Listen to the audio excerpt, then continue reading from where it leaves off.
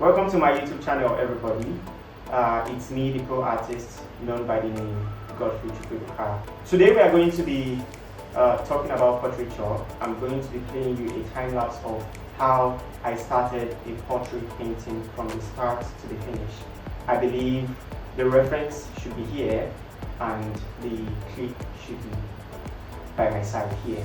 Alright, so if you haven't subscribed to my YouTube channel, you have to do that now, just in case you want to get to see more clips and more videos of this nature. Alright guys, so we are just going to dive into it. Now, I had this reference and I decided to go for it. And if you look from the video, you realize that I started by drawing lines. And I know most of you guys might be confused, how did he get it? So I've been able to develop my sketching and my drawing skill to the point where I have to, I'll just put that on a hold for now, where I have to picture the whole dramatic lines up in my head. So when you're sketching, you have these overlines, you have these free faint lines where you're trying to map out where the eyes is going to fall, where the nose is going to stop, where you have the lips, where you have the chin, and then you begin to draw out everything and bring it out. But then you get to the pro point where you don't necessarily have to bring all that out to visuals. All you have to do is picture it in your head. So you already have or know where the line is going to stop, and then you just have it all in your mind. Use your brush, mark it out. Remember, we're painting like a pro. So that's exactly what I was doing in the clip. Okay, so we're just going to continue. Now, we have a very dark complexion guy who, looking at the image, you get to see, if you're going to look deep into it, you get to see earth colors. So what do I mean by earth colors? It's a mixture of brown, a mixture of green, and also a mixture of black. So if you look at your palette, or you should have a spectrum of green or dark green.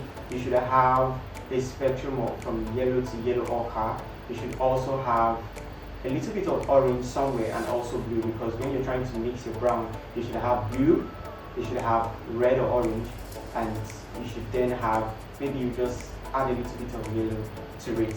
So we are not going to exempt the skin tone, which is the deep brown, and we are going to definitely need the earth color, which is green. So we'll just go further. What I was doing here is called the blocking. You see, I was not so eager to start drawing the eyes, drawing the nose. I went straight for it. So when you paint like a pro, you should be as courageous as nothing. Aside blocking, I decided to block the eye. Mapped out where the eyebrows will come in, blocked the nose. As I was doing all this, I was also mapping out the shapes. If you look at the image, you get to see that you have about three solid tones. You have the darkest part, which is deep, but you can still have a feel of the greens in that deep color. Mind you, we are working with earth colors. You still have a feel of the deep green in the darkest tone of the model. And then moving forward, we also have the middle tone, which is almost the skin color. And moving forward, we have the light one, and then we have the highlights. You can always watch again and see how I was able to block. From the blocking stage, I was using acrylic, obviously. From the blocking stage, I moved on to detailing, trying to map out the lines, the eye bags, the eyebrows, the eyebrows, the nose, the lips, the ears, most importantly. And looking at this image, you realize that the darkest part of this model or this subject is the hair. We also have the shadow cast beneath the ear, and we also have the shadow cast here.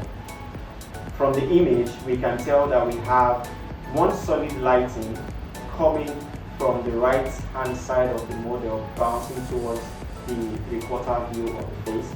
And then secondly, we have this faint light, probably a white wall, right by the left hand side of the model. So mind you, when you're trying to paint a portraiture, you should first of all figure out where the light source is coming from. Once you're able to figure that out, check to see if there is any faint light source coming from anywhere else. If you can't find any, that means you should just have a solid contrast of the model's face. Secondly, make sure that you pay attention to where the shadow is falling, because you cannot have a solid light, piercing, diving straight to the model's face, and then you have a shadow cast somewhere else. So you should be more vigilant about that, most especially we artists that would love to paint off by heart without any reference.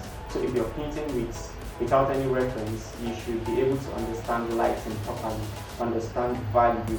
So if you understand how lighting works and how the shadow cast should respond or complement the light source, then you're good to go. Thank you for watching this episode on Paint Like an Artist. Please endeavor to like this clip